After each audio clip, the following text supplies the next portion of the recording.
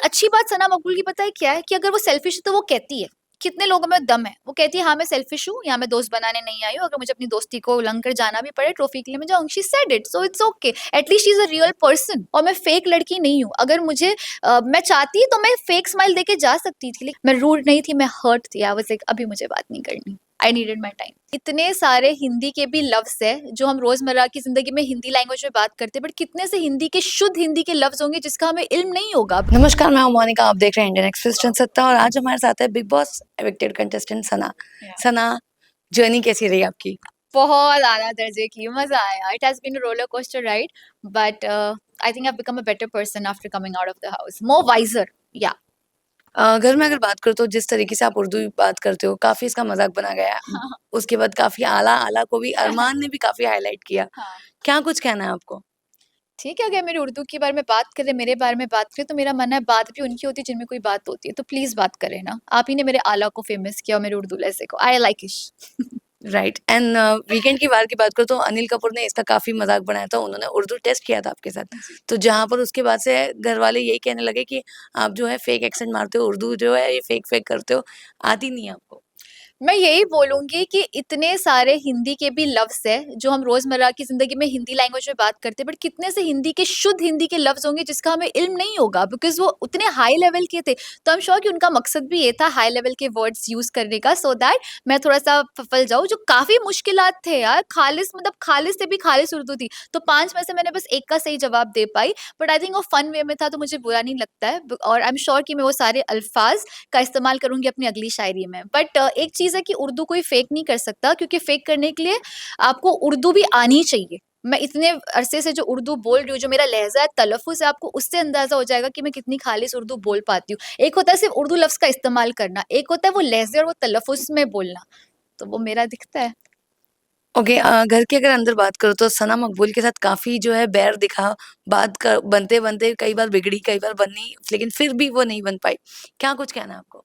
नहीं, and and में definitely I had a soft corner for her, she had for me, but शुरू में हाँ, काफी इख्तिलाफ था हमारे बीच में, क्योंकि उन्होंने मुझे नॉमिनेट कर दिया था बिना किसी वजह के, और वजह भी दी थी तो ये कि ये घर में दो सना नहीं रह सकती। और मैं सोचती थी कि ये टीवी इंडस्ट्री की इतनी बड़ी वो है, मतलब I am seeing her since so many years, तो इनको मुझसे क्या इख्तिलाफ हो सकता है? Why is she so annoyed on me? वो मुझे जानती भी नहीं, मेरे साथ बैठती भी नहीं है। तो शुरू शुरू में थोड़ी सी टकरार हुई, मुझे लगता था कि शायद वो नेज़ी को मेरे हवाले से ब्रेन वॉश कर रही है, क्योंकि मुझे ऐसा बोला जाता था कि देख वो उसके साथ बैठता है तो तेरे बारे में बुरा बात बोलती होगी। तो शुरू-शुरू में ऐसी वाली सीन था।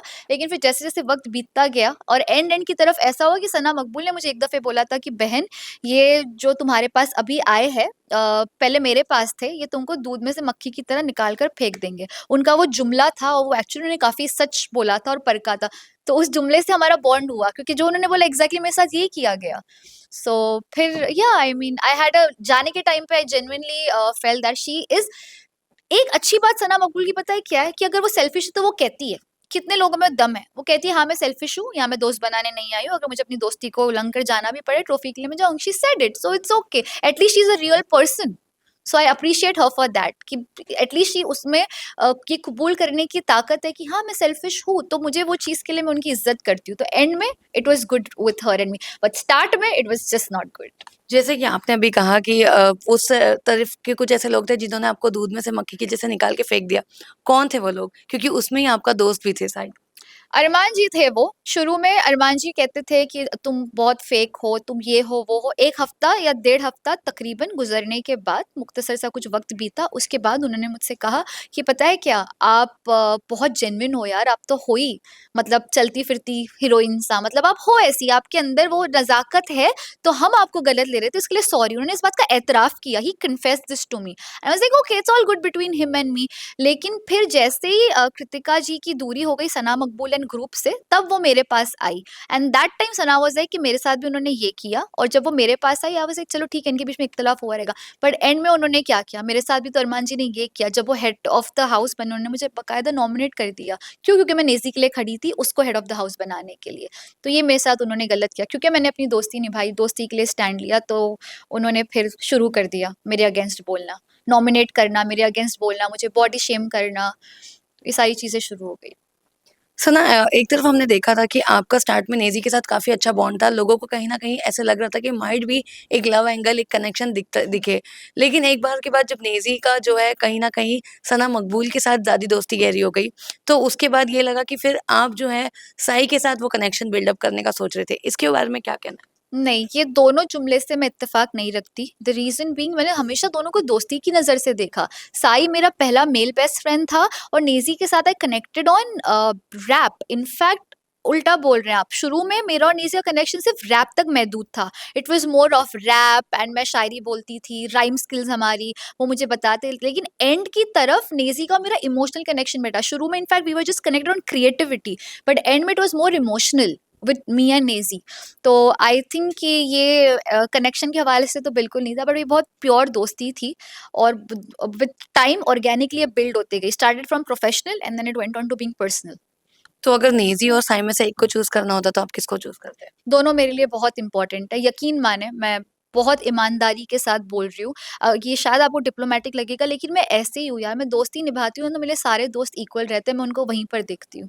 तो निकलते-निकलते शिवानी आपसे इतना बात करने का ट्राई करती है, आपने उनका शक्ल तक नहीं देखा। हाँ, क्योंकि एंड के टाइम पे ये चीज़ हुई मेरे साथ। अगर आपने देखा था जो मेरा एंड का टास्क था, वहाँ पे उनको डिस्ट्रैक्ट करना था।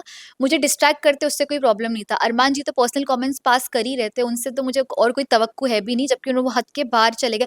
बट शिवानी ने भी मेरे ऊपर पर्सनल कमेंट्स पास किया। वो एपिसोड्स में काफ़ी हद तक कट चीज़ें हुई है, बट तो भी शिवानी ने मेरे लिए बहुत बोला। मैं शिवानी को बोल भी रही हूँ, मैंने कहा शिवानी नहीं, मैं तुम्हें डिस्ट्रैक्ट नहीं करूँगी, मत करो। मैं उसको आँख से बता रही हूँ, वो मुसलसल किए जा रही है, तुम्हारी हाइट, तुम्हारी हील, तुम्हारी शक्ल। मैं बोल रही हूँ ये क्यों कर रही है ऐसा? अभी तो मैंने इसके साथ दोस्ती बनाई थी, तो ये इतनी शिद्दत से चाह रही है कि मैं घर से बाहर जाऊँ। तो जाने के टाइम वो चीज़ मेरे ज़हन में थी कि तुमने मुझे निकालने के लिए इतना डिस्ट्रैक्ट किया, क्योंकि डायरेक्ट नॉमिनेशन नहीं, एलिमिनेशन वाला टास्क था। आपको पता था मैं जाऊँगी मतलब मैं एलिमिनेट हो रही हूँ, तो आपने इतनी शिद्दत से मुझे बाहर निकालने की कोशिश की, तो आपको जाने के टाइम पे मुझसे क्यों मिलना था? क्योंकि आप तो कामयाब हो गई थी, तो मैंने वो स्टेटमेंट भी दिया। और मैं फेक लड़की नहीं हूँ। अगर मुझे मैं चाहती तो मैं फेक स्माइल देके जा सकती थी, लेकिन वो मेरे को चुभी बात। एंड रियलिटी शो है ना, मैं कसम से रियल हूँ। जो मुझे फ़ील हुआ मैंने दिखाया। कैमरा के लिए मैंने नहीं सोचा कि यहाँ एक फ़ॉर्मेलिटी के लिए स्माइल देती हूँ, नहीं, मुझे महसूस हुआ और मैंने दिखाया।